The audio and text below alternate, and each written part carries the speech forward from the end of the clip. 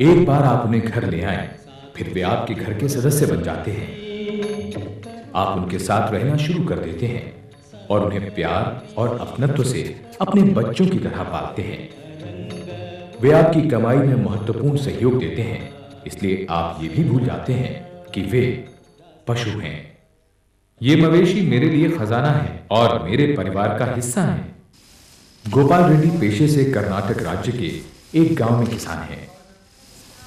गोपाल रेड्डी के पास एक छोटा सा खेत है और वो खेती करके जीविका कमाते हैं। उनके पास कुछ पालतू जानवर भी हैं जिनका वो ध्यान रखते हैं।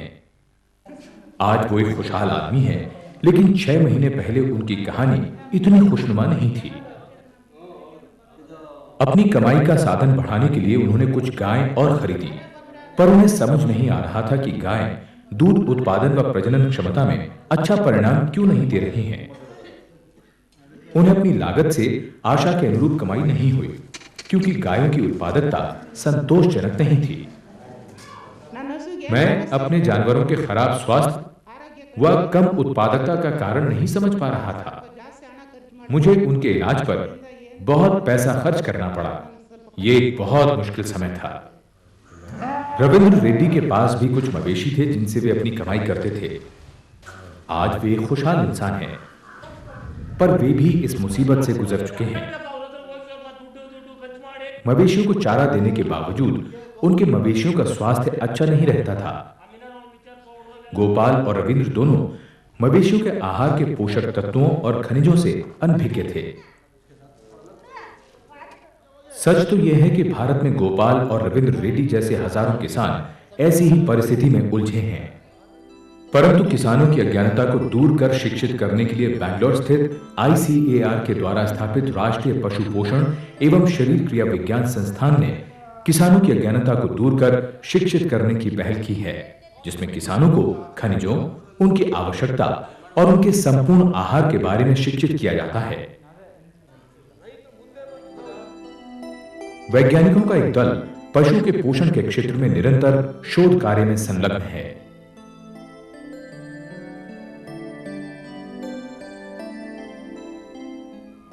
NIANP की इस एकीकृत ग्राम संपर्क योजना ने गोपाल और रविंद्र जैसे किसानों की आंखें खोल दी हैं। इस कार्यक्रम से उन्हें मवेशियों को बेहतर क्रियात्मक शारीरिक विकास और बढ़ोतरी के लिए सही खनिजों के महत्व के बारे में जानकारी मिली है।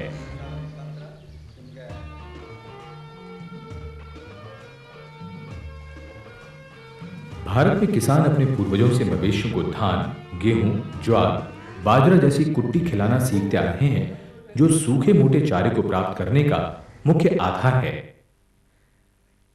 आश्चर्य है कि कोई इसकी कमियों को नहीं समझ पाया।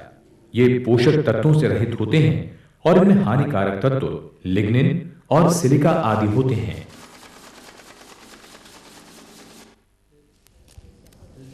यह भी देखा गया है कि जानवरों को खुले मैदान में चरने के लिए छोड़ दिया जाता है।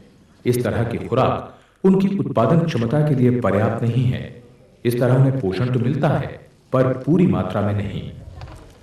जब उन्हें संकेंद्रित संपूरक जैसे धान और गेहूं की भूसी, खली, चने का छिलका या चुन्नी, हरा चारा जैसे लोबिया, सुबबुल की पत्तियां, बरसीन, ग्लाइरिसीडिया और रसोई का बचा सूखा और गीला खाना आदि मिलते हैं, तो उन्हें ऊर्जा, प्रोटीन और खनिज पदार्थ पर्याप्त मात्रा में मिल जाते हैं। क्योंकि किसान अच्छे स्तर का चारा या संकेंद्रित संपूरक सही मात्रा में नहीं खिलाते, इसलिए मवेशियों को उत्पादन या प्रजनन क्षमता के लायक खनिज प्राप्त नहीं होता। यह अच्छे स्वास्थ्य, अनुकूल उत्पादन या बीमारियों के बचाव के लिए महत्वपूर्ण है। खनिज पदार्थ दो तरह के होते हैं, वृहद और सूक्ष्म। ये अनुकूल उत्पादन, अच्छे स्वास्थ्य या बीमारियों के बचाव के लिए महत्वपूर्ण है। अधिकारियों से बातचीत के दौरान गोपाल और रविंद्र ने पशुधन के प्रबंधन के बारे में सीखा। उन्होंने जाना कि पशुधन की उत्पादकता बढ़ाने में खनिजों द्वारा शासित शारीरिक और पोषण संबंधी सिद्धांतों का क्या महत्व है।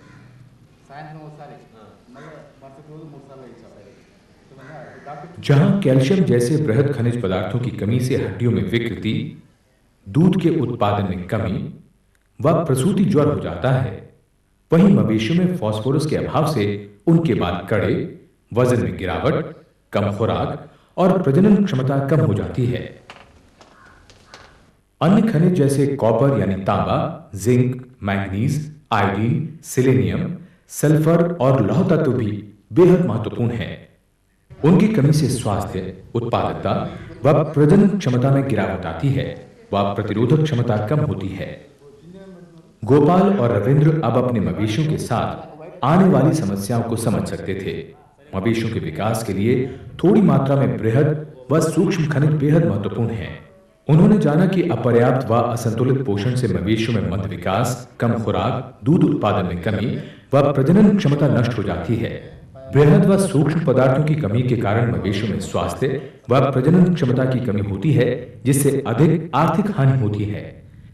इन निर्देशों को समझते हुए गोपाल और रविंद्र ने शारीरिक क्रिया, उत्पादन, प्रजनन क्षमता व सामान्य स्वास्थ्य सुधार के लिए खनिजों के महत्व को समझा।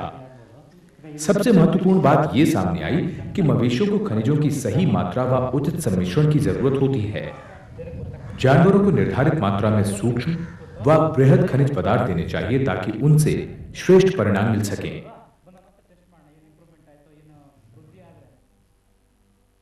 बृहद व सूक्ष्म खनिज पदार्थ मिट्टी, वनस्पति व मवेशियों के परस्पर संबंध का अटूट हिस्सा हैं। पौधे अपनी जड़ों द्वारा मिट्टी से खनिज पदार्थ लेते रहते हैं और मवेशी ने चरते हुए इनसे खनिज पदार्थ प्राप्त करते हैं। सृष्टि में यह चक्र निरंतर चलता रहता है। इस तरह मिट्टी में खनिज की मात्रा का पौधे से सीधा संबंध है, अंततः जिसका प्रभाव मवेशी के शरीर पर पड़ता है। हालांकि यह मानना उचित नहीं होगा कि इस तरह मवेशियों को सभी खनिज पदार्थ मिल जाते हैं, क्योंकि मिट्टी में खनिजों की मात्रा क्षेत्र विशेष और वहां उगाए गए पौधों पर निर्भर करती है। उदाहरण के लिए कर्नाटक के भिन्न भिन्न क्षेत्रों की मिट्टी में कुछ खनिज पदार्थों की कमी पाई जाती है तो कुछ की बहुतायत। इतना ही नहीं, पौधों में मौजूद सभी खनिज पदार्थ मवेशी को प्राप्त नहीं होते, क्योंकि ये एक जटिल प्रक्रिया है। पर मवेशियों को विकास के लिए सभी खनिज पदार्थों की जरूरत होती है। मौसमानुसार खेती की स्थिति व भौगोलिक स्थिति भी मिट्टी में खनिज पदार्थ की मात्रा तय करती है। मिट्टी को खनिज पशुमल, मूत्र, सड़े गले जैविक पदार्थ और गिरे हुए पत्तों से भी प्राप्त होते हैं। इससे उस क्षेत्र में उगने वाले चारे, पौधे व पेड़ के पत्तों की खनिज की मात्रा पर असर पड़ता है। अंततः मवेशी इन पदार्थों को खाकर खनिज प्राप्त करते हैं। इस तरह ये खनिज चक्र पशु, पौधों और मिट्टी के बीच चलता रहता है। रविंद्र रेड्डी ने कुछ बड़े व सुव्यवस्थित खेतों में देखा कि मवेशियों को खनिज पदार्थ गेहूं व चावल की भूसी, मक्की, मूंगफली की टिक्की व चुन्नी आदि में मिश्रित करके दिया जाता है। इससे अधिकतर खनिज पदार्थों की आपूर्ति तो हो जाती है, पर उन खनिजों की मात्रा अधिक हो जाती है जो चारे में पहले से मौजूद होते हैं। फालतू खनिज पदार्थों का दिया जाना अन्य खनिज पदार्थों की उपयोगिता को कम करता है। परंतु गोपाल रेड्डी और रविंद्र जैसे किसानों की समस्या को दूर करने के लिए NIANP बेंगलोर ने एक चमत्कारी समाधान निकाला है, जिससे चारे में मौजूद अतिरिक्त खनिजों को संतुलित किया जा सके। विभिन्न क्षेत्रों की मिट्टी, पौधों व मवेशियों की ध्यानपूर्वक जांच व शोध करने के बाद उन्होंने क्षेत्र विशेष खनिज मिश्रण तैयार किया है। यह रामबाण साबित हुआ है। ये उस क्षेत्र व वहां के मवेशियों में पाई जाने वाली खनिज पदार्थों की कमी की आपूर्ति करता है। क्षेत्र विशेष के खनिज मिश्रण बनाना आसान काम है। गोपाल, रविंद्र रेड्डी और गांव के अन्य किसान इस विधि को आसानी से समझ सकते हैं। इसको बनाने का तरीका आसान है और इसे दुग्ध संघ केंद्र या डेयरी सहकारिता के सहयोग से भी बनाया जा सकता है। क्षेत्र विशेष के अपूर्ण खनिज पदार्थों को पीसकर पाउडर यानी चूर्ण के रूप में आवश्यकता अनुसार तोलकर निर्धारित मात्रा में नमक के साथ मिलाया जाता है। समान वितरण के लिए सभी पदार्थों को भली भांति मिलाया जाता है। फिर इसे स्वतः बंद हो जाने वाली प्लास्टिक की वायुरोधक थैलियों में भर दिया जाता है, जिससे इसमें नमी ना आए। गोपाल रेड्डी इन थैलियों को सूखे और ठंडे स्थान पर रखता है। क्षेत्र विशेष खनिज मिश्रण की जानकारी मिलने के बाद गोपाल का पशुओं को पालने का तरीका बदल गया है। गोपाल धान की भूसी, तेल की टिकिया और चने के छिलकों को आवश्यकता अनुसार मिला देता है। वो फिर इस मिश्रण में निर्धारित मात्रा में खनिज मिश्रण मिलाता है। खाने में आसानी रहे इसलिए वो इसमें पानी भी मिलाता है।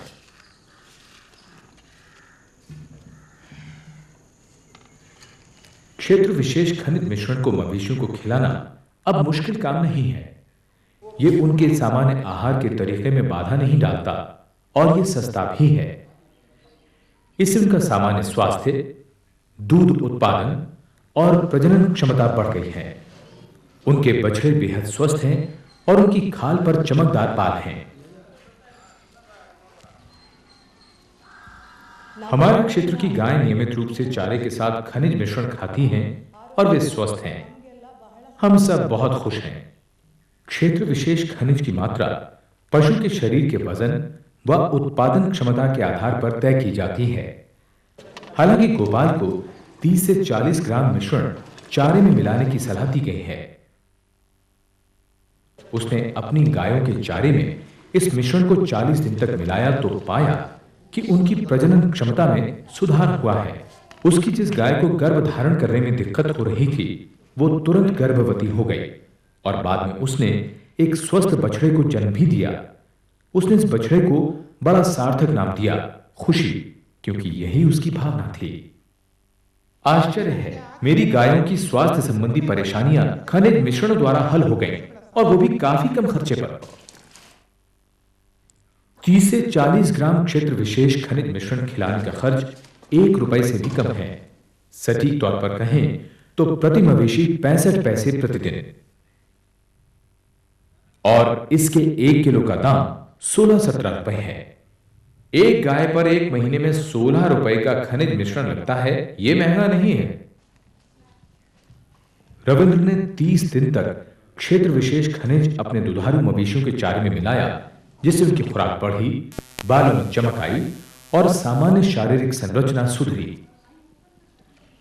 खनिज मिश्रण खाने के बाद हमारी गायों की उत्पादन क्षमता आश्चर्यजनक रूप से बढ़ी है। हम खुश हैं।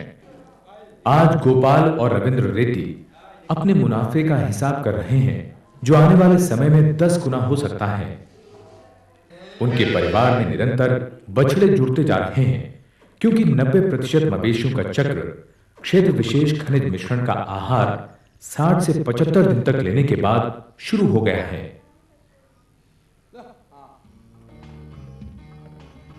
NIANP के अधिकारियों को गोपाल और रविंद्र रेड्डी और उनके समस्त गांव की संपन्नता पर गर्व है। सारा गांव क्षेत्र विशेष मिश्रण की थैलियां तैयार रखता है, जिसके द्वारा वे दूध उत्पादन, प्रजनन क्षमता व मवेशियों के सामान्य विकास के विकारों को दूर भगा पाए हैं, क्योंकि अब वे इन छोटी थैलियों का रहस्य जानते हैं।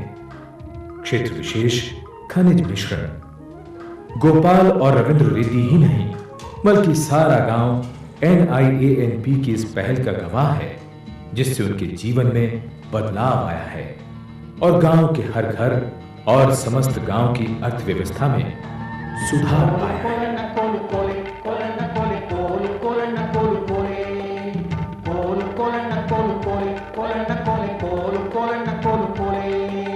ಮಲ್ಲಯ್ಯನಿರುವುದು ಇಲ್ಲಿಗೆ ಕಾವುತ ಮಲ್ಲಯ್ಯನ ಮಡದಿ ಮಲುಗಮ್ಮ ಮಲ್ಲಯ್ಯನ ಮಡದಿ ಮಲಗಮ್ಮನಿರುವುದು ಕಲ್ಲು ಮಳಿಗೆ ಕೈಲಾಸ ಕೊಲಣ್ಣ ಕೊಲೆ ಕೋಲು ಕೊಲಣ್ಣ ಕೋಲು ಕೋಲೆ ಕೊಲಣ್ಣ ಕೋಲೆ ಕೋಲು ಕೊಲಣ್ಣ ಕೋಲು ಕೋಲೆ ಮಲ್ಲಯ್ಯ ಶಿವನೇ ನೀವೆಲ್ಲಿ ಬೀಡಿಗೆ ಬಿಡ್ರಿ ಮಲ್ಲಿಗೆ ಬೆಳೆಯೋ ಮತಿಗಟ್ಟ ಕೊಲಣ್ಣ ಕೋಲೆ ಮಲ್ಲಿಗೆ ಬೆಳೆಯೋ ಮತಿಗಟ್ಟ ಮಲ್ಲಿಗೆ ಬೆಳೆಯೋ ಮತಿಗಟ್ಟ ಗಟ್ಟೂರ ಮುಂದೆ ಬೈಲಾಗೆ ಬಿಟ್ರು ಪರಸೆಯ ಕೋಲನ್ನ ಕೋಲೆ ಬಯಲಾಗೆ ಬಿಟ್ಟು ಪರುಸೆಯ ಕೋಲಣ್ಣ ಕೋಲೆ